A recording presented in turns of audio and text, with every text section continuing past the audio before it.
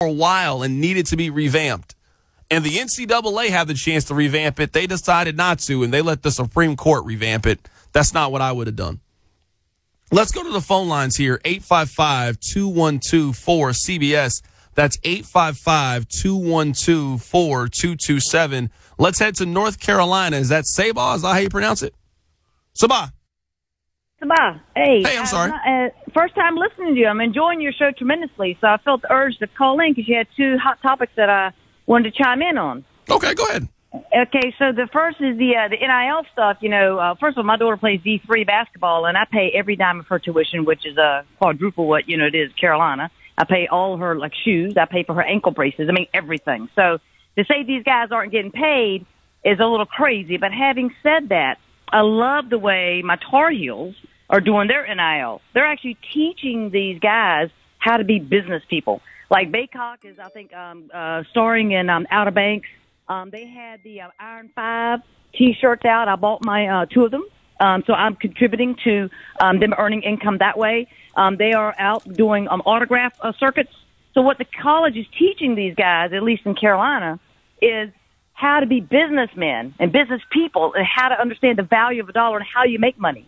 Not just pay you for coming to the school, but we're going to teach you how to market yourself, and we're going to help you market yourself, and we're going to show you how income is shared. You get some, we get some. Because the fact that you're part of the Carolina Tar Heels makes a difference.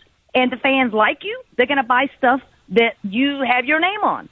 So that's the first thing that I love, how the NIL is working at Carolina, and I think we're the leader in that. And then I had a comment about the Baker Mayfield situation, if you allow me.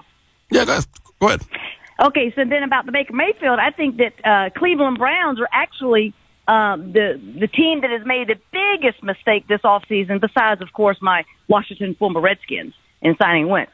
I think they are discarding Baker Mayfield, who was hurt towards the end of last year, I know, to go ahead and give a guy $230 million guaranteed, who basically, now not even counting the 22 alleged sexual assaults he has had, but paid a guy $230 million who turned his back on his entire team about 5 or 6 months after they gave him a $150 million contract.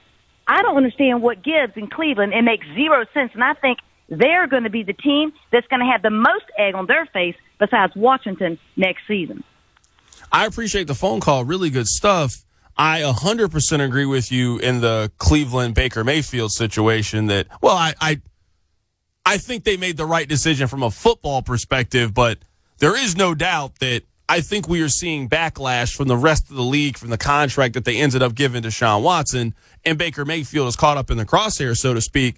But the point you made about Carolina and name, image, and likeness, so Kansas is doing a very similar thing. So I live in Kansas City. The University of Kansas is like 45 minutes away from Kansas City. So they're doing their own barnstorming tour. So they won the national championship. They're going around. They're signing autographs. And they're giving the students 70% of that money while 30% goes back to the school. And they're doing 100% of the secret auction items. So the entire national championship team signs a basketball. They auction that basketball off. The ball gets $5,000. They are then splitting the $5,000 up. 100% of it goes back to the players.